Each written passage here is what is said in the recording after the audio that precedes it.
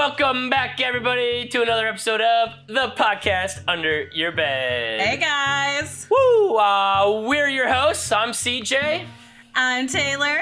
And we're super excited because what is today? It's Halloween! Halloween, Happy y'all! Halloween! Woo! Oh, I hope you guys are all having an amazing morning, afternoon, evening, whatever that looks like for people. Hope it's awesome, Let's go. And we're super excited because not only is it Halloween, but we have a really fun, perfect Halloween movie to review for you today. So that movie is Trick or Treat 2007. Oh my god, it's so good. I'm so excited for us to talk about it. Before we get into all the nitty gritty, in case you happen to be stumbling upon this podcast just now, just a heads up to you, we are obviously a horror review podcast. Every episode, we'll kick it off with a spoiler-free section. We'll kind of tell you, like, watch it, don't watch it. Do we think it's scary? Do we think it's good? Yeah, I mean, this one is obviously a win for me. But after that, we get a themed cocktail to go with the movie we're covering. And we will do a spoiler plot summary. And then we get into the nitty-gritty of really everything about the movie, and sometimes very unhinged conversations occur. But it's always worth the conversation. Always. It's always a fun time, and we like the audience participation, so y'all gotta be sending us the movie requests that you have. This show is for you, and just an excuse for us to drink. So yeah. Oh, speaking of which, if there's cocktails too that you guys there's know, always a themed cocktail. Yes. Like, send it our way though. If there's a cocktail where you're like, oh man, there's a killer Silence of the Lambs cocktail, cover this movie. We're down. So we would like to try. Movie recommendations, cocktail recommendations. We're here for it all. Love it. So anyways, Trick or Treat 2007. It's basically about 5 stories on Halloween night that get interwoven together. And there's a broad array of unique characters that we follow through the night, and they sort of all stumble into each other's worlds in different ways.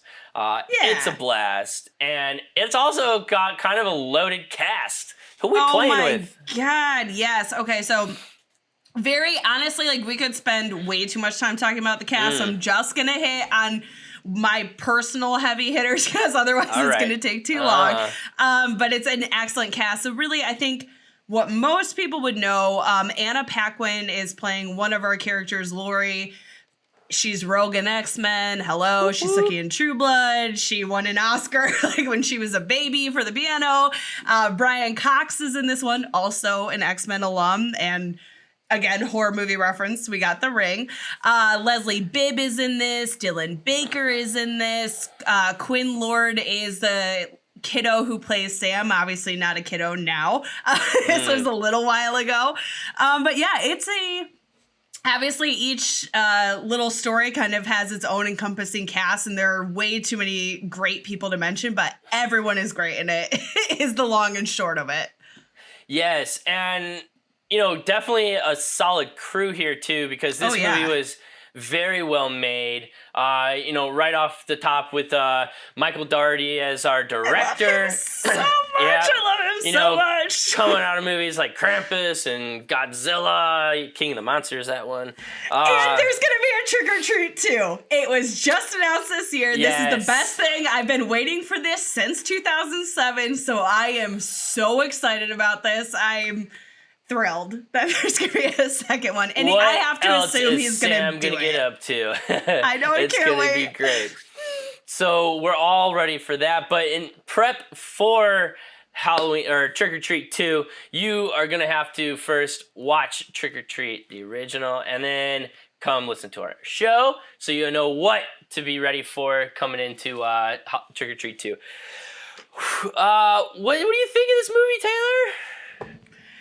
It's another personal favorite. It's a total personal favorite for me. So, an aspect that I think people might have seen, even if you don't know this movie, is Sam, who is kind of he's kind of the like Easter bunny, but to Halloween. Like, he's the Halloween mascot. Easter bunny. It's perfect. He's a Halloween mascot. And this is Michael Dougherty's own creation when he was in film school. This is he made a little short, which is really cute. It's on the DVD if you ever catch that. But it's so cool to me that somebody literally made a mascot for Halloween, and that at this point in time, it is very popular. Spirit Halloween is loaded with Sam stuff. Yep. And if you're not familiar with him, it's sort of like this little child-sized feller with like a burlap sack bag over his head, and it kind of like looks like pumpkin eyes and mouth, and then this orange jumpsuit, always carrying like bag of candy or a sucker, right? So very creepy. This guy's always lurking around. I think he's so cute. I have Sam stuff, and this should just tell you how biased I am. I have Sam stuff everywhere in my room. It's in our house. I even have a magnet. There you go. Just hold your shirt up, and now they know what's up. There he is. There we go. So that's Sam.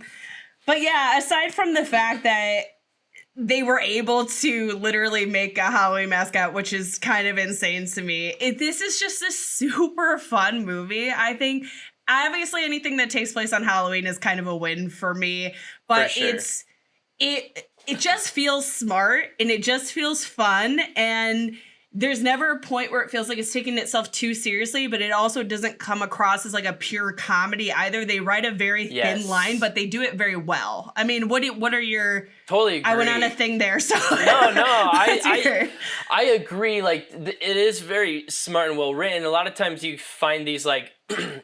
It's hard to weave together multiple stories in one cohesive way. Without it feeling forced, without it feeling cheesy, with everybody's storyline getting their due diligence. And this is one of those feats of writing that really nailed it. All the stories are woven together really seamlessly and smoothly, and they all have great resolutions.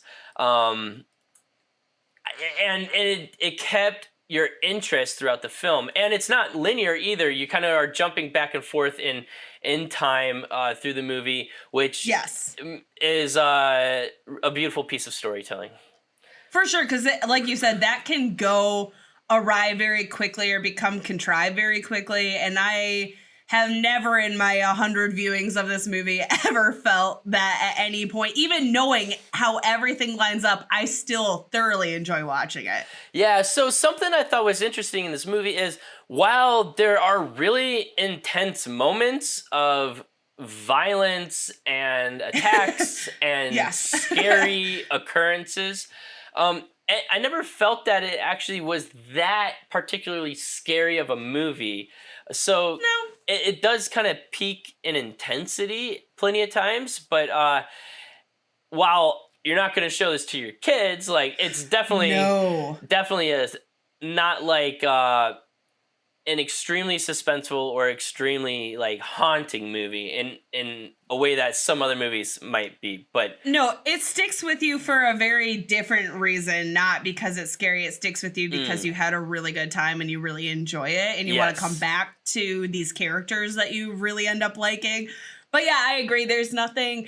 I feel like it's purposeful though. I don't feel like they were ever trying to be super scary or really do a mindfuck thing. I never really felt like that was the goal or intention. So for me, that kind of works for what they were trying to do. No, I definitely agree. Like you were saying, like with that sort of like line of like humor, while there was definitely a lot of dark humor happening and sort of these dark humor, you're right, situational comedies at play, and it was very fun, but it was never like this like serious movie from the beginning, very obviously. And I don't think it's much of a spoiler, but part of the fun of it is basically that there's certain rules to Halloween, and you must abide by these rules, or basically like all the ghosts and ghouls and whatever's out there is gonna come get you. So Spirit of Halloween's coming for you if you don't follow them. To be fair, I agree with pretty much all the rules. There's one, we'll get into it specifically, where that's just not a thing that anybody really needs to be concerned about. But I'd say most of the rules, I'm like, yeah, I dig it. I could see where we should be doing all these, and I try to do them every year. So. Absolutely. Well, what's the bottom line here, Taylor? Is this a out of 4 monsters under the bed? How scary is this movie for you? I mean, we said it. It's not. I think if you're a scaredy cat person, I think this might be a bit heavier for you. But I'd say the typical horror movie goer is gonna walk away and just, again, having had a good time, not like be petrified when they get home. Right. So I think for that specific reason, I'd have to say it's a 2 for me. It definitely has great horror elements, good effects when they are utilized. So no shade on that. I don't say that to be shady. Again, I love this movie, but I wouldn't call it scary. What's your take on that?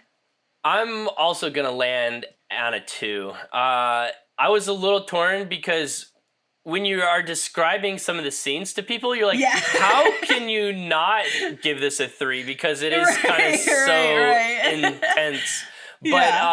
But the scenes were built in a way that, wasn't like supposed to be scary. It was edited for kind of the fun of it, basically the fun of it. That's for sure. The word. It was just fun. All right, but so much fun. Overall rating, Taylor, where are you landing? Oh, well, okay. It's a tough one. Like, I feel like I say that every time. If you could make a drinking game of the amount of times, we have the hardest job in the world. It's so difficult to talk about movies and things you love. To drink and play with movies. Yeah, tough times.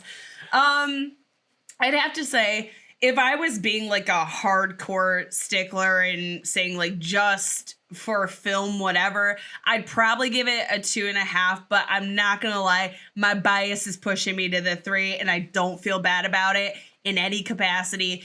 It's a well-made film. It's a well-acted film. The score by Douglas Phipps is killer. There's a lot of positive elements just from a filmmaking standpoint that I feel like I can justify the 3, even though I know it's slightly biased. How about for you? I feel the same way. 3 is where this is gonna land. It's just so fun. Too fun. There's a clear mastery of filmmaking here. I think the only reason it's not pushing into like 4 territory is because it is telling multiple storylines that is very hard to like pack into one movie. Totally agree. And then it also like is not like a terrifying and haunting movie, which, I think to really hit a 4 in the genre of horror, it's going to have to be scarier than this. So scarier and a little bit more complex. I mean, it is complex in what they're trying to do, and they do it very well, but it's not a character study by any means or anything like that. Yeah. It's not a Hereditary where we're like watching a family drama unfold through the lens of horror. We're not doing anything like that. When each character's story is like getting 20, 30 minutes of screen time, exactly, you can't get all the background and juicy depths that you can in a feature. So I am really excited to get into the spoiler section of our show. Too. So everybody, this ends the spoiler-free section. If you have not seen the movie, pause our episode, go watch the movie, and then come back. Please go watch it. It's so good.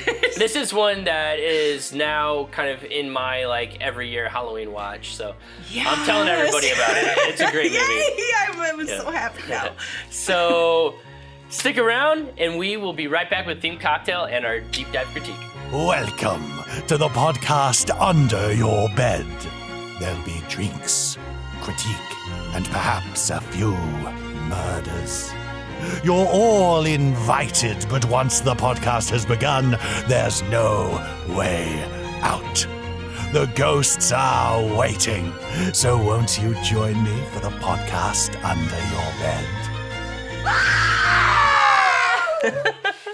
That was a full-on one. You weren't ready for that, were you? Oh my God! No, I was not. I'm very impressed. It's Halloween, motherfuckers. We gotta bring the scares. Oh my God! I should have muted that a little for you. All right. I should have put the volume down. That was a mistake. I hope it's everybody's first time listening in, because now you know we are gonna scream with the soundtrack every episode. Yes. Today's Halloween, so we sent it with a good one. Some are personalized. Some are a little different depending on the movie. A little different, yeah. Anyways, we got a fun drink for y'all today. I'll be honest, I didn't have my act together. I did not make the drink. Taylor got it together. And this is one that I'm really upset I'm missing because it looks amazing. Anyways, it's actually, yeah, it's really good. It's the bourbon. Actually, at first, my pumpkin puree really settled to the bottom. So just a heads up to anybody who's gonna make this. Make sure it's cool because it didn't blend in as well because I made it right before we filmed and I was definitely still warm. And the recipe absolutely tells you to wait, and I did not because didn't have time. Mine settled to the bottom, but once I got pretty close, I was like, oh, this is really good actually. So my rim is gonna be gone though. I had to switch to my other cup here in a minute, but that's really all good. right. This is the bourbon pumpkin smash Taylor's sipping on over there by Cake and Knife. Thank you very much. And you actually make your own pumpkin spice simple syrup, and it just sounds amazing. And then you mix in not as hard as I thought. I mean, simple syrup, simple, right? It's sugar. True, but I thought with the pumpkin it was gonna be really difficult in my mind, and so actually when I was looking up recipes for this, I dipped on a bunch because of the pumpkin simple syrup, and then ended up doing it anyways. But yeah, it's really easy. I'd just say if yours is looking thick, I would definitely say add more water. It does also kind of say that in the recipe, but I was very paranoid about how much to add, and I was like, it's literally a cup of sugar. You can add as much water. It's not going to impact the sweetness. It's already up there, so. For sure. And then, you put this, super awesome rim on it, like cinnamon and yummy. Ginger and allspice. That sounds pretty good. Yeah, it's nice because it's not, usually you get a sugar rim, and it was kind of nice to have a drink that had the flavor, but without it being super sweet. So that was really good too. So yeah, that was nice. Well, very excited for you. And I am probably gonna, so Texas doesn't sell alcohol on Sunday. That's when we're recording. What the fuck? And I might have to give this a try tomorrow. But my thing on Halloween is every Halloween at my house, I hand out candy as a pirate because we are an entirely pirate-themed house. We got skeletons and all kinds of projections of pirate ships and stuff, and it's fun. But the hair's getting in my mouth here. I was gonna say what's going on over my there. dreadlocks. Anyways, so the other thing I do is I hand out candy, but then I also hand out hard apple cider with some Captain house. Morgan. Oh, everybody swings by because they know people return. They're like, oh, we came back to the neighborhood because we remember you. Yes, I think that's so cool. Yeah. I think we should actually put up online though. I'm gonna end up going downtown for the trick-or-treating tomorrow because there's way more people than in my neighborhood. However, my house looks insanely amazing this year. I think we're going to have to put up on our Instagram, whose house is better. All right. Decoration showdown. Who turned up? All right. Sounds good. And if you're in Texas, and you find a pirate with booze, you came to the co-host here. Yeah, exactly. Swing on by. You'll know which house you're at. Anyways, let's get to this episode. We have a fun one to talk about. Trick or treat. Taylor, you're in the hot seat today. You get to do the full plot review before we rip into it. Oh, you even have a Sam mug. This is a new Spirit because we had Spirit Halloween this year. This is a new one for me, and this was the shirt. Let's see. So the mug is from Spirit Halloween, which also my coffee mug is from Spirit Halloween. That's nice. Sam. And then I have this shirt that came in a Loot Fright box years ago, and so I was jazzed.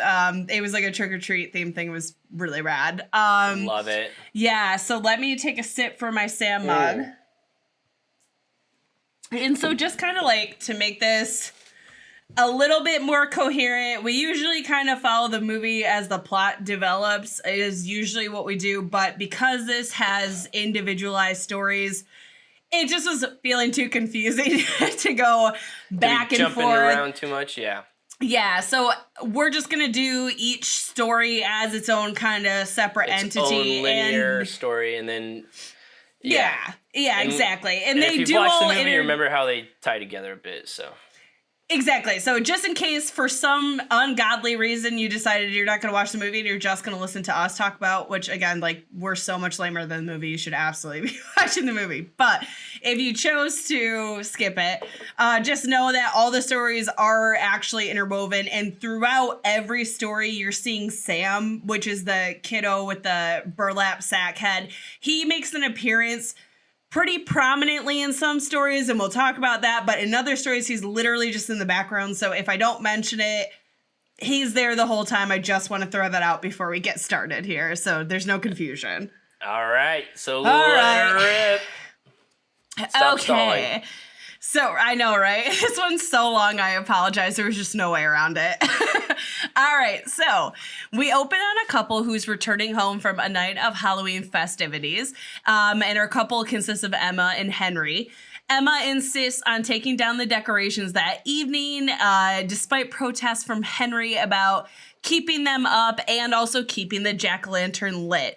Emma decides to snuff tradition, and the pumpkins light as Sam is watching all this happen. I don't know, like, also, just want to say before we get into it, on a night out, if I've been out all night, the last thing I'm doing is taking down our decorations that night. Not gonna happen. You have never met Emma's mom. My God.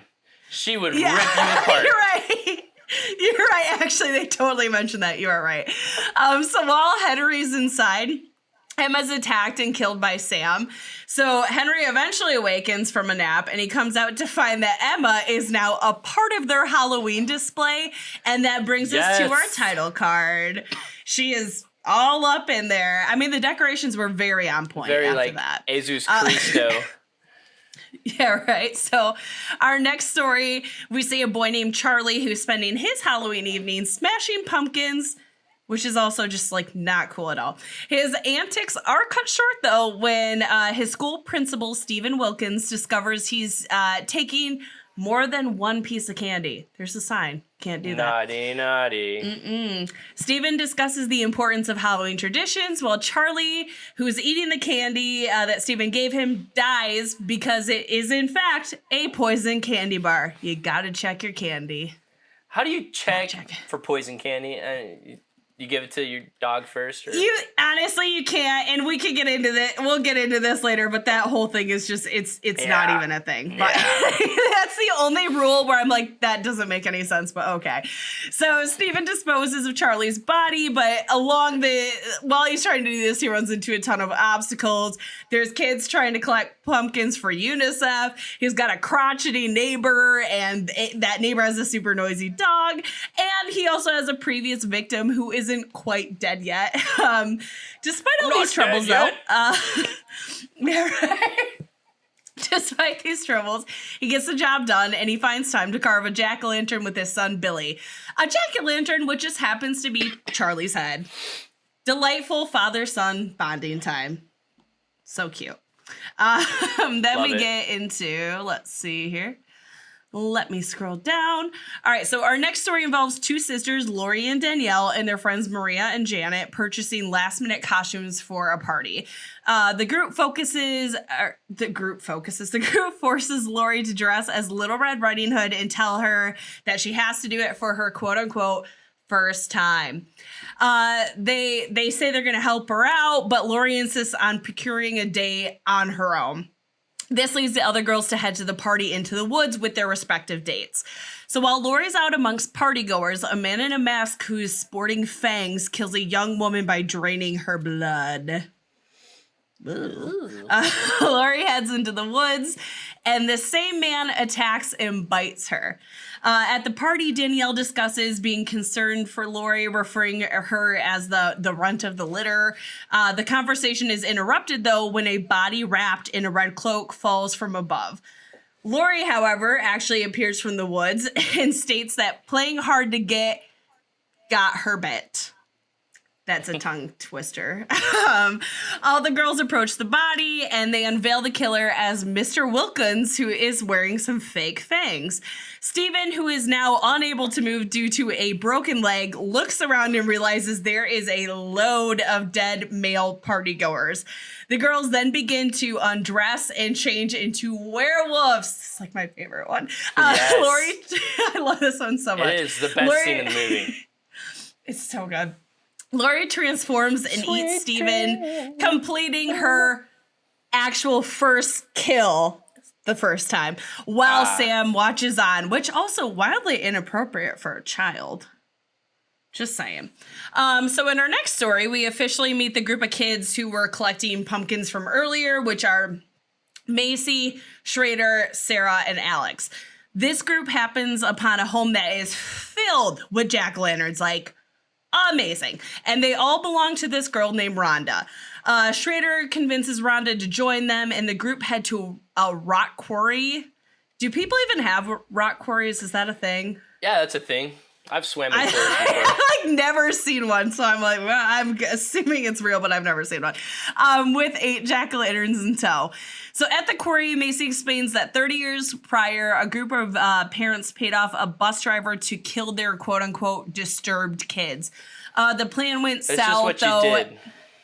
Yeah, you know, and you're just kind of over it. It's like, let's take a break. Some me time, right? So the plan goes south, and the bus gets driven into the quarry with the driver still inside. Clearly not the intent there, but he actually manages to survive. He didn't make it out unscathed, though, and you can hear kind of a raspy breathing, and he's got scars. And since this has happened, no one has seen or heard from him. Macy declares that they're honoring the dead with the pumpkins, and to do so, they need to take a very sketchy elevator in small groups to the water's edge, which leaves Alex and Rhonda behind. When Rhonda and Alex start to head down, they hear screams from the rest of the group.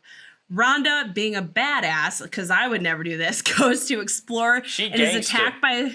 She's so cool. And is attacked by some zombie-looking kids, although this ends up turning out to be a super cruel prank that was planned by Macy. Schrader acknowledges they've taken things way too far, and the group decides to pack up, leaving Schrader and Rhonda at the lift. Schrader leaves her, though, when he hears screaming. Macy runs into him, finds him, and tells him whatever's going on, it's not a part of a prank, and that something is down there with them. They make a run for the elevator, but in doing so, Sarah's killed on the way. And then Macy, Alex, and Schrader reach Rhonda and beg her to open the gate to let them into the lift. But she opts to head out alone, which leaves the 3 to be killed by the dead. Oh, well, they get killed they get killed by the dead school bus kids. And Rhonda and Sam give each other like a little acknowledgement while screams are heard from below with a lot of crunching. Cute. All right. We're getting there, folks. This is the last one. We're getting there. All right. So in our last segment, which actually periodically is the first one to occur, Mr. Krieg, who is Steven's angry neighbor from earlier, is hating on Halloween by scaring trick-or-treaters. He's a bit of a crotchety asshole. His night of solitude is cut short when our buddy Sam eggs his house, which sends him outside to bother Steven during his body disposal. So again, this is all kind of tying in. Krieg hears noises and once outside, not inside, once outside, sees that his home is covered in jack-o'-lanterns, which I'd be so excited about, but he is not. Because before he gets a chance to smash them, he hears noises from upstairs, which prompts him to grab a gun and head to his room.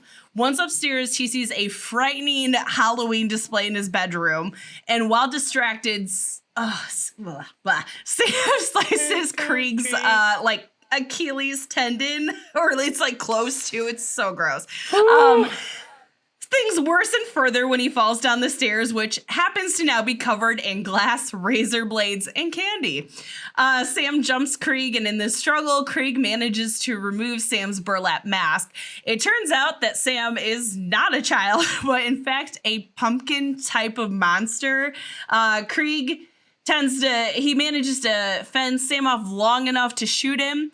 And I'll give him this much. He does double tap because he takes a few extra shots for good measure. His relief is short-lived. Yeah, I'll give him that. That was pretty good. Unfortunately, though, his relief is short-lived when he realizes Sam can actually put himself back together. So Krieg tries to... Yeah, it doesn't go well. What does he Krieg say? tries to... It's like the line from the thing. You gotta be fucking kidding me. You gotta be fucking kidding. That was when I fell in love with him. Oh, I was like, this is a moment for me. I'm obsessed with this. So Krieg tries to defend himself, but Sam gets the upper hand, and it looks like it's all over for Krieg until he accidentally knocks over a tray, which gives Sam some candy. The whole thing he wanted the whole time. And this action prompts the trick-or-treater to leave. That's it. You got to pass out candy. Another rule. So we then get a shot that confirms that Krieg was the bus drivers from Macy's story. He was like burning photos of the school bus from earlier. After all this, Krieg opts to follow Halloween rules for the rest of the evening. We then get full circle with all of our stories, and we see little Billy Wilkins is passing out the candy. Rhonda is crossing the street alone after her endeavor. Our werewolf girls are driving and laughing after a successful hunt. And Sam catches a glimpse of Emma breaking the rules. Our last shot, though, is of Krieg opening the door to a group of trick-or-treaters who are, in fact, the kids from the school bus massacre. And during the end credits, which is this dope comic book type thing, it doesn't look like it's going to go well for Mr. Krieg. I'm pretty sure that's the end of it for him. And that, after a very long-winded explanation, is Trick or Treat. Woo! Happy Halloween. Oh my God, yeah. A well-deserved drink at that. There is a lot to unpack here. I am so excited. Should we go story? Is that, I think, maybe easiest? Yeah. I mean, let's first talk about the choice to tell multiple stories in this nonlinear fashion. Is it working? How did it work? What did you like about it?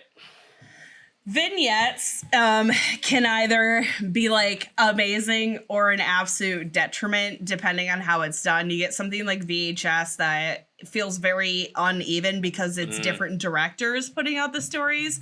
And so with something like that, I think that's where Trick or Treat is stronger because it's a single narrative voice, even though it's different stories. You have the same writer, the same director.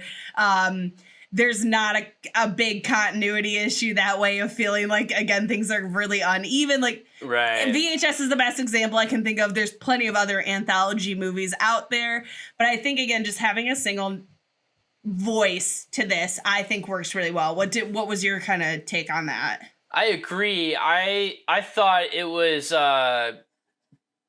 pretty masterful. And I always enjoy, like, kind of that memento storytelling of kind of like starting at the end and then kind of working your way backwards, which a lot of this movie did, although at times it was kind of, linear. But it also, I think the only problem was at times, because there are a lot of connections throughout, there's a lot of dots to connect.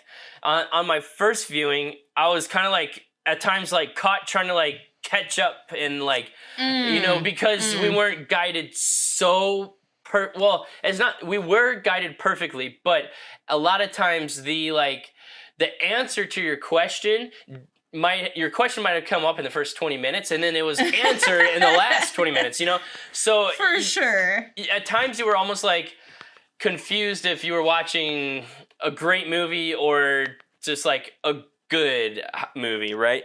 And I don't know if there's a way around that necessarily, but that was like the only potential like issue I had with that style choice. But it was so fun nonetheless. It was like a great way to do it, and it really was like one of the best moments in the whole movie is when all of the stories are kind of you see the little bow tied in like what is one shot right at the end basically. So props to him because that was a lot of fun and not easy to do. That's some I can see what you're saying. I think the hard part for someone like myself who has been literally watching this movie since 2007, potentially multiple viewings since then, is that you know it so well. Even as I was typing up our thing, I could type it before I even was watching it, and I just watched it to make sure I didn't put in something wrong.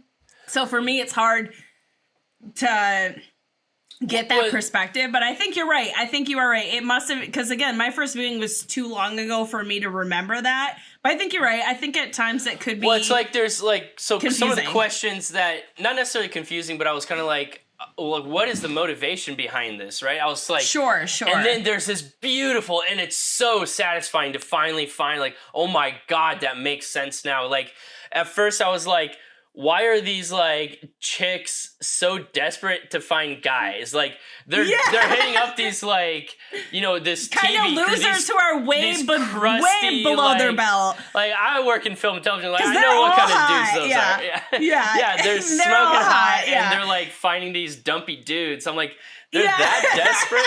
You know, and then it's like, okay, it makes sense. They're eating them. And then also like the vampire with the teeth reveal, like I was like, at first I was like, wait, so what about that first chick? Like she's not dead or she is dead? You know, and I was a little confused. And then you realize you put the two together, you're like, oh God, that's the like serial killer character also. So then you're like, he's just this like serial killer that has a vampire fetish? Like that little piece I was a little like questioning about. I don't know, now that you know the story, like it's hard to like maybe view it through like your viewing experience. It really is, to be honest. Yeah, I struggle with that as we're talking about because I'm like, well, it's really obvious. They clearly set it up because again, I've just seen it so many times now that the most niche lines, obviously at this point, but again, that's just too many viewings. I think to be like you had to point out to me. Even keeled. No, I'm forgetting the character's name. The serial killer guy. Steven Wilkins. The principal, Steven Wilkins. Yes. He made that line about going out on a date later. So because it's told non-linearly, I had kind of forgotten that and didn't know where we were in the night. And and that's when, like, you know, at the end though, you're like, oh wow, really all the pieces of the puzzle fit perfectly. So 100%. Did you have before? Oh, sorry. Go ahead. No, go. No. All right. Before we get into, I feel like just kind of going through each story a little bit and saying the things we liked, didn't worked, whatever. I think the thing to touch on is Sam. I mean, what do you think before we get into each story? Man, this is gonna be a long episode. What do you think? What do you think about Sam? What's your? Because it's funny, I think my takeaway is different than other people sometimes, and it is really funny to watch this with new people and see what they think about it. So I'm just curious what you think before I get into my opinion about it. I think he's a brilliant little fucker. I love him so much. Yeah, I fell in love with how like of a lunatic he is. It's like this little creepy dude that can just kind of like wander around. And everyone you're caught off guard because I keep saying he, but it's little. And you're like... I think it's a he. I mean, I guess Sam is a gender neutral name, but I think maybe. But you also like, you're wondering the whole time, like, what's under the mask? And, yes. And unlike a lot of like, it is a kind of like bold choice to pull the mask off and show this like bizarre pumpkin face. But unlike a lot of like monster reveals, this monster pays off. You know, it's like this demonic pumpkin alien head that is horrifying. And I love the like pumpkin guts when his hands are blown off is brilliant. And then being able to like squish his hands back together. I love the hand too. It's like crawling around, so cute. Super creepy. And you know, just like this little kid that just wants some fucking candy and goes about it in any way he can. I love Sam so much. And the weapons of choice, like razor blade in the candy bar. Yes. Like broken lollipop. The sucker, yes. Oh my God, yes. And I also have like 1,000 of those in my, like, real suckers, prop suckers, stickers. Like, it's everywhere in my life. I love it so much. But it's just funny because so many people, like, that thing is really creepy. I'm like, that's the cutest thing I've ever seen in my life. That's what I always think. Like, when he has the burlap sack head, I think he's like so cute. I can't even handle it. Like, people are always like, that's weird. I'm like, well, all right, whatever. But I just think it's pretty brazen in a way to say, wow, okay, you get like Santa Claus at Christmas and you got the Easter Bunny at Easter. Halloween doesn't have a mascot. I'm going to go ahead and just make one. That's pretty brazen, but the fact that it's so good and everybody's fully accepted it and that there's this like spirit of Halloween and it makes sense that it has a childlike kind of form and that you get the incorporation of the pumpkin in there and the candy in there and that it's just very iconic, and I love that he's a part of every single story throughout, which is really fun, and he's the bookends, like we've mentioned before, which is really nice to have a character kind of get you through the whole movie and be there at the beginning and end, and Michael Dougherty, all my love to you. This is just, I mean, Sam is truly, again, I just own so much Sam shit because I love him. I think he's amazing. So also, like, big picture with the movie, rules to Halloween. Do we accept the rules? Do we like the rules? Have you ever broken any of these rules? I mean, obviously, of course, for sure. I mean, okay. Always wear a costume. Yes, I do that every year. There's never a year you're not going to find me in a costume. That is sacrilegious. I fully check on that one. Totally agree with that one. Passing out candy, fully on board with that one as well. You should definitely be doing that. The ones where I go, I don't know about that so much, is the check your candy, which we know is 100% like based on a singular story of a guy who purposefully did something, and then it became this panic thing. There's an aggressive amount of hype. What's the one right now everyone's afraid of? The rainbow meth or fentanyl or something. What? Oh, it's the one in the news right now. Everyone's like, watch out for the rainbow fentanyl or something. It's like supposed to look like candy and, you know, cost like $500 per pill or something. And everyone assumes because I'm sure people are going to be giving that one out. This to kids. Yeah, but... No. Anyways, I mean, I get that. I mean, obviously look to see if there's glass or razor blades, but it's pre-rep candy. Come on, I trust my neighbors. Do you trust yours? It's just not, again, anybody that ever did that was trying to commit a crime and then cover it up, so that never was a thing. So, again, that one doesn't work for me. What is it? So the next one that was kind of funky to me where I was like, what is the don't blow out the jack-o'-lantern? And I get, in a way, for me, the bigger, larger of the yes, I agree with is don't take your decorations down before the night is over. I agree with that. But when you have an actual candle, and I think a lot of us have moved to LED lights at this point, but if you have a real candle, I would probably blow it out before midnight. Your pumpkin's gonna rot significantly faster. I don't know, realistically, I'm pretty sure all of my candles have always gone out on their own before midnight, you know, because they blow out, the candle melts or whatever. And, oh my God. But I'm making sure I didn't miss. I feel like I'm missing I see one. Always respect the dead. Okay, and that's fair. I mean, I'm not gonna argue that one. And I think, obviously. But, you know, what does that mean is kind of a curious question.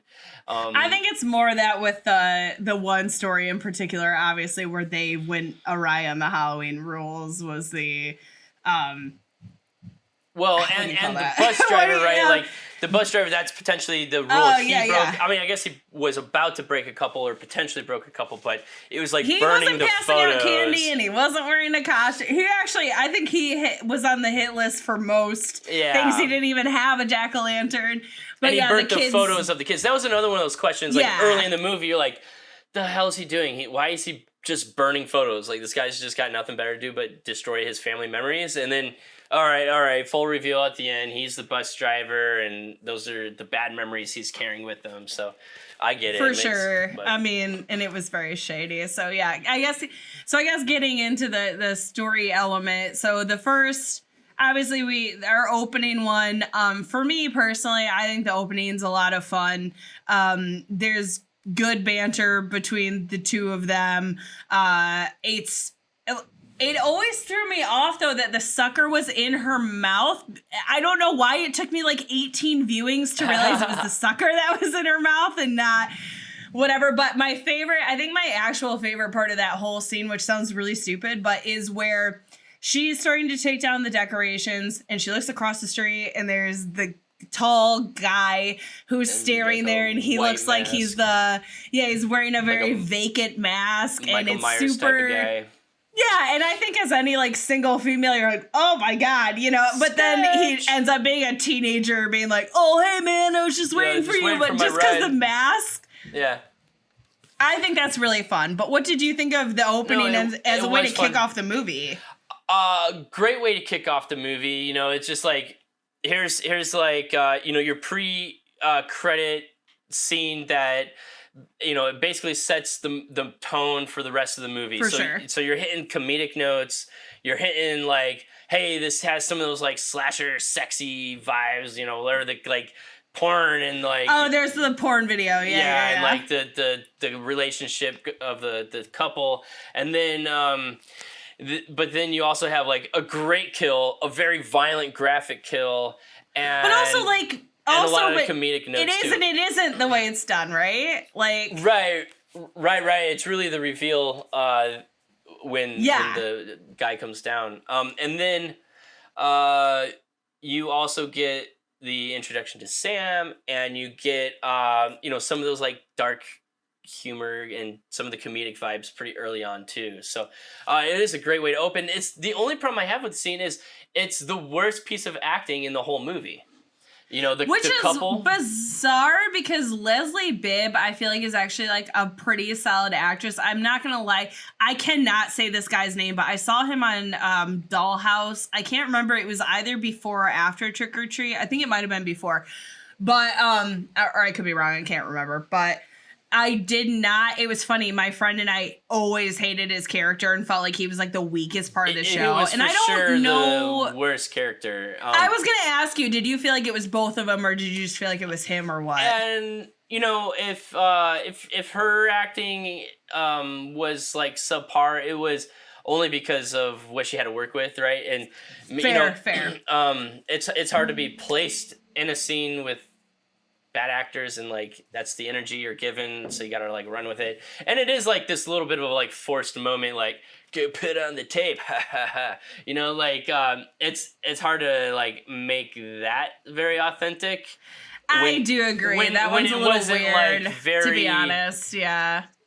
There was no like what am I trying to say here? There's no like foreplay to that one. It was, you know, like go put on the tape and we'll bang after. Yeah, like, right. After and I'll I clean up all the shit that you put up like, that I don't. No. And also, though, I have to say, this was the only thing where I was like, that is absurd to me. Their house and their decorations are insane, like in a great way. Off but the like, top, if you hate Halloween, why would you work so hard on your house? And their costumes were good too. Yeah, so then you also worked out a costume and you hate the holiday. Like that did not resonate with me. It made no sense. You wouldn't put that effort in. She hates the holiday, but she's got to be the best and center of attention at everything she does. Okay, so I can see puts up this. with it so that she can take all the Instagram photos and be popular. I mean, it was 2007, but yeah, Okay. I get what you mean. The Facebook photos back in the day. Yeah, it was, yeah. So, but that was like honestly, like probably the weakest part of the whole movie, right? Was just that one moment. I can see that. I love it, but everything you said, but I'm it's like, yeah, that very makes sense. forgivable that early on. For sure, and it's you're so still short. invested in the movie, and you move way past that right away. What was one or two of your favorite storylines? Okay. I guess we can jump around. It doesn't really matter. We already went through it. Leonard did the linear thing anyway. So let's jump to the werewolf one. Let's skip the Steven one for now. Let's jump to the werewolf one because I think we both said some of our favorite moments in that. Right. I think first off, the group of girls are great. I love everybody in it, and even Janet and Maria. Like Janet's kind of like a lush, and I was maybe the first viewing I didn't really appreciate her as much as I do now. I actually really enjoy her character a lot more now than I did the first time. Mm-hmm. But I also think your focus is very much on Lori and Danielle, kind of secondary. But what a fun! Obviously, it's a great twist that the females who you think are being hunted are the hunters. That's fun. Could not have anticipated that we were going to get a werewolf twist with that, even though in hindsight, all the signs are there. Very blatant too. The Little Red Riding Hood, Run to the Litter. There's a ton of references about animal specific, mutt type stuff. It's so there, and I just never picked up on it on the first go. Yeah, it is clever. I even when all the women are in the woods, before they fully revealed and transformed into werewolves, I was still on the fence of who they were. For a moment I was like, wait, is she actually a vampire and the Red Riding Hood was just to throw us off? And then I was like, nah, it doesn't quite add up. And then I was like, maybe they're some Wiccan covenant in the woods, right? But then you're like, yeah, okay, no, obviously fucking werewolves here. And it's funny because it's even preceded by the scene where the little girl dressed as the witch is like, werewolves, she hears the howling in the night. Oh, they hear the howl. Yeah. And then there's a full moon. Yeah. So it was a brilliant reveal and perfect capability from the director of tone and style. Man, yes, coming in with that yes, and the Sweet Dreams soundtrack there, and then they just start ripping off, and got the sexy vibes, pulling the clothes off before pulling the skin off, and as werewolf transformations go, wild. I don't think I've seen any where they're I wanted to talk about this. I'm so glad you went there. Yeah, off the skin. And whatever, because that was obviously practical. Whatever was however they did the hand was obviously practical because the hair attachments looked so good in that. I was kind of obsessed. I'm always obsessed with that cheerleader who takes out her leg, leg skin and stuff. It's just, but I can't, it looks so good. I can't get over how good the skin looks coming off, how good the application underneath is. And if you've heard us say it once, twice, a million times, practical. Keep it coming. It's so good. And they obviously did that. Is so fantastic. Yeah. Yeah. The only part where it gets a little clunky with in terms of practicality is when Anna Paquin is on top of Steven and her transformation, and it is a lot more digital, and it is weird because she looks up and it looks very digital and this kind of elongated face, but then when she looks down it's all just makeup, and that was a little funky for me. But I don't remember the moment. Was there a single digital effect in this? Yeah, because the spine moves too, and I'm pretty confident that that's digital. Yeah. But then her sister is peering over her, and that is clearly a full-on animatronic or puppeteered. I'm not sure. Yeah, probably puppet. For sure which. But it just is. It looks so good, and I actually just love the whole aesthetic of that, of the entire sequence from start to finish with even her walking in the woods with the Little Red Riding Hood cloak over her head and all the jack-o'-lanterns lined in the woods. No, the production design was amazing. They had some really big, elaborate sets. One being the scene in the woods, and the jack-o'-lanterns lighting the way. The two others that really popped out to me were the mine location, the quarry thing. Yeah. And then the interior of the house when Sam's like attacking the old man. Yes. Right? 100. Those like three scenes were just absolutely beautiful production design. Even the party on the street, I thought was really well done. I was going to throw that out there too. The only one question I had with that too is it was like almost this like weird mix of like Dia de los Muertos and Halloween, and I was like, wait, I can see what is this supposed to be? Is this? I mean, technically, they're kind of on the same day in a certain capacity. It's like the 31st and the 1st, right? So maybe it's like something like that, and day, people are celebrating thing. I all don't know. them all the time. Like I actually last night was out at Dia de los Muertos, and you see people going to Halloween parties that are dressed up in Halloween stuff. So there is a lot of mix going on, crossover there. But it was just like at first I was like, wait, what is this supposed to be? But it was so minor. I moved on real quick. For sure. So that whole segment is great, and I think very solid acting, and I like the female element to it for sure, which is really fun. The only bummer for me now is I, for obvious reasons, had to take that song off my Halloween playlist, and I'm really sad about it because I think it's a great cover, but I was like, wah wah. So like, what can you do though? It's in the movie. It's a part of it. I really don't. That whole segment, I really don't have anything negative to say. It's absolutely one of my favorite ones. So I love it so much. Yeah. I think that was probably my favorite moment of the movie. Second would probably be the Sam. Having Sam come finally reveal who he is and get the whole thing, and attack in the house, and it was awesome. It was great. So I guess school bus or Wilkins, because I feel like we have to do the N1 last. I feel like so we could go either way. Oh man, this is really hard because Principal Wilkins was such a fun character because, he was giving me these almost Fargo vibes and the dark humor of it. Yeah. Oh, for sure. Literally the dark burying humor. a body 100%. Oh, okay. Now you want to carve a lantern. When are we going to carve a lantern, Daddy? When's Mommy going to not be dead anymore, Daddy? Whatever the lines were hysterical. Just kept them coming. And, love the idea of a principal that murders all of his students is absolutely great. I sadly kind of get it as a former teacher. There's a part of me that goes, okay, there's a couple sure. that sure. And that Charlie kid was an asshole. That kid was an asshole. Kid had it coming. He was smashing jack-o'-lanterns, stealing candy. That kid was a punk.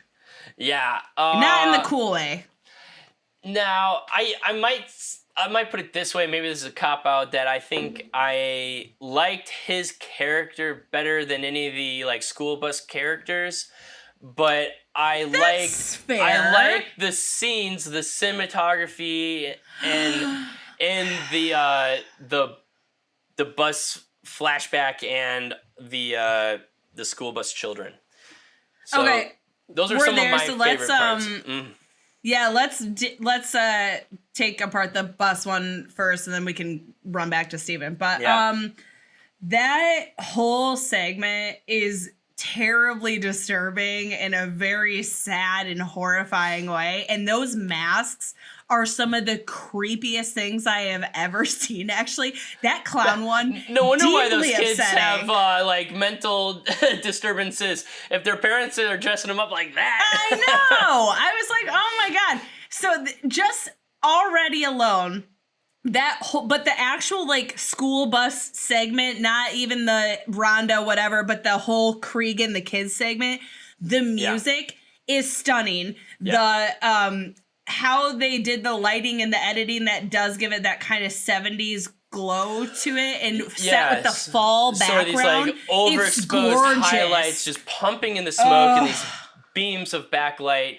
And then the camera work was just very, very clean throughout the whole movie, where these beautiful slow dolly moves, and everything had intention to like draw your attention, bring you into a scene.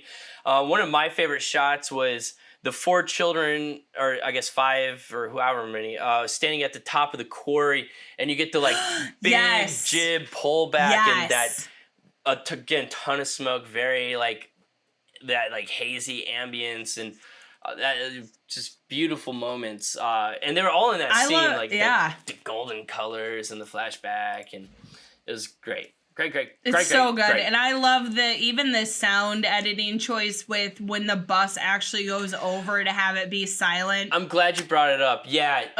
It's not like you hear this giant it's just like goes to calm.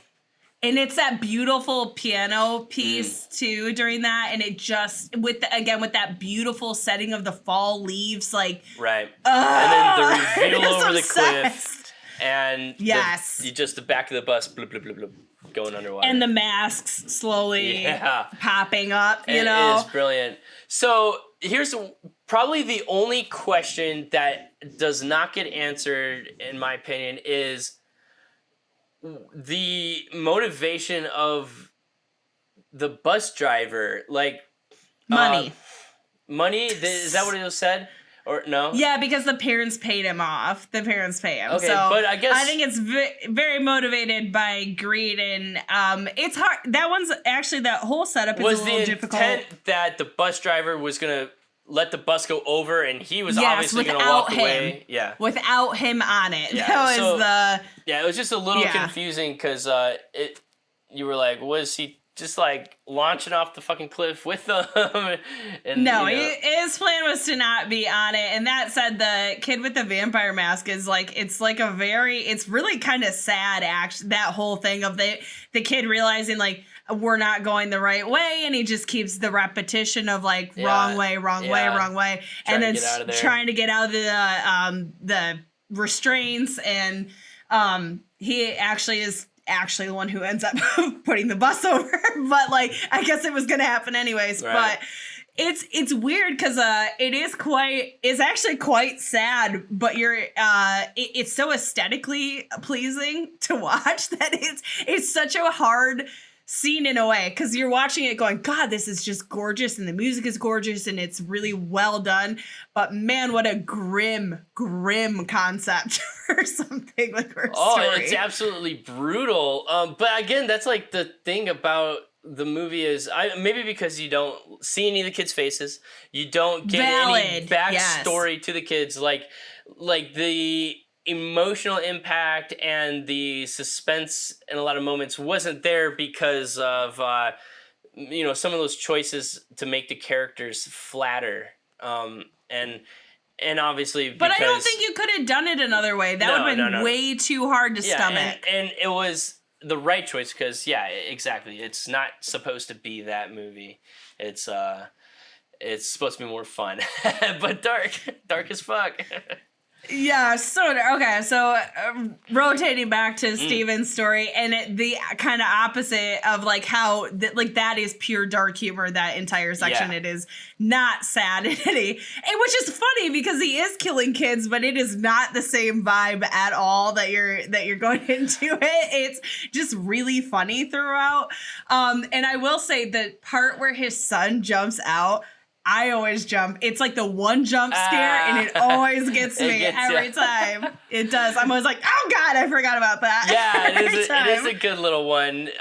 And one of the few jump scares in the film, I think. Oh, yeah. Probably the best jump scare is Sam from under the bed with the knife, right? And that again, that's where like the mastery and the camera and editing really came in, because you go from this like POV of the old man looking in the room trying to like find Sam, and then you cut to POV shot of camera like running down the hallway. So you assume that's where Sam's coming from, but no, camera tilts down and slices from under the bed. It's brilliant. A good effect. And I hate tendon type stuff, so they got me on that one. That was the worst one.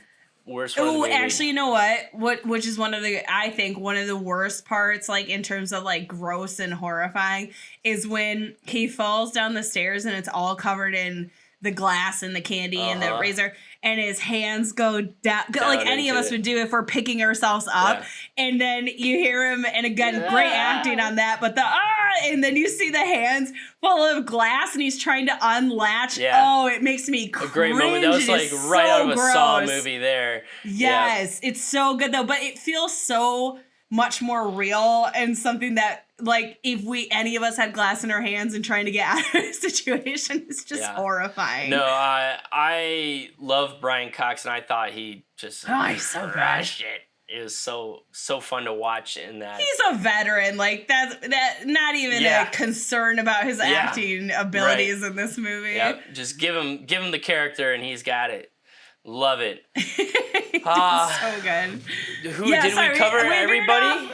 Well, we veered off Steven a bit, so I guess the only other thing I want to say that was fun about that before we get into the very last, like, Sam v. Krieg situation is just, obviously, I thought it was fun that they set it up that this guy kills kids, so you don't feel like anyone's safe, and his son's been obnoxious, and he's been really annoying to the kid, or annoyed by the kid. And then when he takes that knife and goes down, I was like, oh God, I think he did do it. And then you get the pan out and it's Charlie's head on the spinner. And I thought that was a lot of fun because, again, they set it up that this kid really could be in danger, and they went a different way with it. I thought that was a lot of fun. Yeah, 100% agree. I did not expect them to be carving a dude's head up.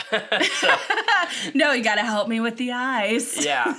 And once or twice it was like, I guess, like those hints, like, help me with the eyes, Dad. Like, it was kind of like a little overt, but very fun. And the first time watching, did not see it coming. So.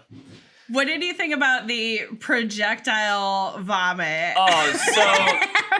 So again, that's like where like the like Fargo things came in, just the dark humor. Yeah, it was excessive, and maybe for this movie was too much, but it was intentional, and that was clear for sure. And it was funny. I mean, the best moment was probably the second like burp, like when he's carrying him through and he spits up all over him. His shirt. Yeah. And they're like, nice costume. No, I know. And I was actually like tempted to like bloody up a white shirt and wear that for this episode, but I didn't want to ruin one of my shirts. I have a Lori costume. I have worn it. I'll post it on our Instagram. Right. I just, I was Bride of Frankenstein and did that all last night. I was like, I'm too tired to go another round to do this whole thing again today when I got to do it again tomorrow. But today, sure. I guess you're listening. It's Halloween, but whatever. But yeah, I think Steven's a fun one. The only other part that kind of bleeds into the other story more that I thought was really fun, though, is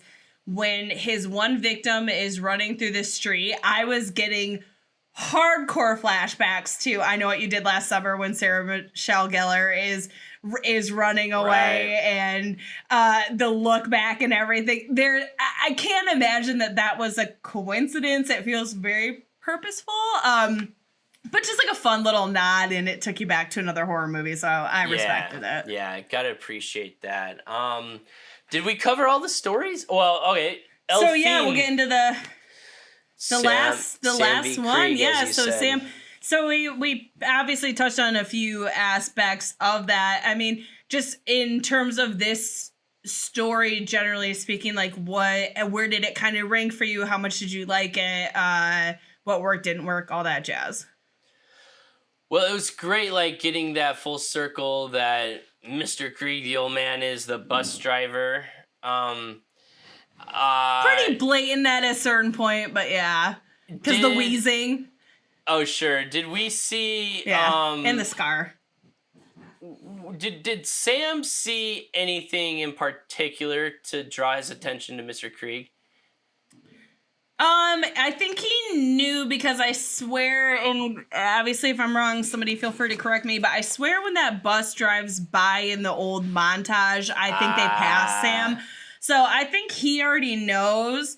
But I really think the reason why Sam comes for Krieg is because he's broken literally like every rule, not even just the specific but instance. My question and obviously, does Sam like have these like superpowers to just know who's broken what at any time, like clairvoyance, or I think he sees it because he's around the whole time and he sees it happening. But that was my question. Is I don't remember a moment where Sam does see something happening. Did Mr. Krieg not give out candy to a group of kids in the beginning? He sends the dog out at the beginning to scare the trick-or-treaters away. One. So that's even the start. Sam his house isn't decorated. You're right. His house isn't decorated. No he doesn't respect the dead because he's burning the photos. Which Sam knows that he did it, but he knows he did the crime. Sure. And then, all of it. So he's not participating. He's not wearing a costume. He's literally not doing a single thing on the list of things. But I think the candy passing is what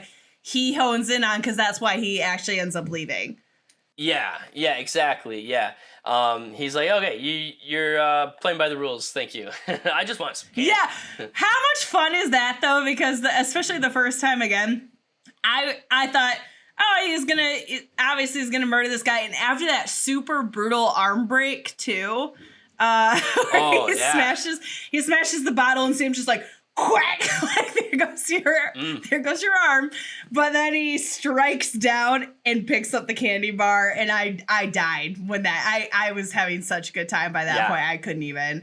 That was super fun, and the whole upstairs bedroom, like the flaming pumpkin is great. Yes! The like it's my trick or treat song written all over in blood is great. The whole like you said, great set design for the whole house actually, and then the fun like. I don't know what you call it, but when everything disappears, once he tries to shoot him again or something, I don't remember. He tries, but Sam just disappears and all the stuff's gone off the walls, and he's like, "Where the fuck did he go?" That's a great moment too. So. I like the pumpkin porch is always like a total win for me too. When he comes outside and there's jack-o'-lanterns everywhere and they all look amazing. I love that. Sam crawling up on the wall overhead is really fun. Like, it could be kind of dumb, but I liked it so much I didn't really care. Yeah, some sort of like Exorcist type of moment. But it it was like forgivable because I mean, come on, this is like some weird demonic alien looking dude. Like, who's to say what his rules are? He's the spirit of Halloween. He can do whatever the hell he wants. Exactly. I would maybe say like the scene didn't have the same climatic feel as the werewolf scene. So I was kind of bummed that it wasn't more epic for the final showdown, but it is the right scene to end on. Like, obviously Sam has to be the last character to kind of play on screen. So he's great. I do think it's a lot of fun. I think it's a way to wrap all the kind of stories together to some capacity. I think it's funny that he changes his ways by the end, and he's great mummy costume. He just kind of stares at him like, awesome. It's just wrecked phically, emotionally, all of it. And then because he is a child murderer, even though I will say actually the funny thing is his intent was to do it, but he wasn't actually the one who perpetrated the crime in the end of the situation.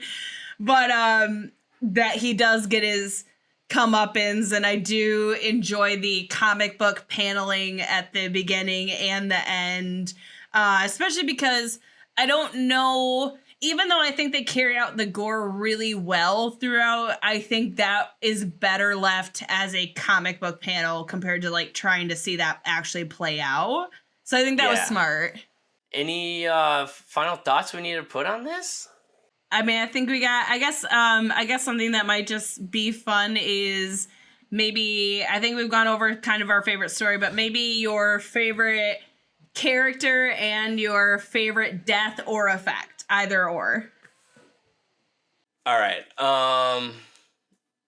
Favorite Halloween costume. A little twist. Oh, I like that. That's a good one. I didn't think about that. The centaur. When God. she's walking around looking for a guy, she's like, there's like He-Man the lady, and type she's like, well, okay, like, sure, Yeah. I'll hit it. But the and centaur then the guy, I thought was great. Like, who's making their chick walk around like that all night is hysterical.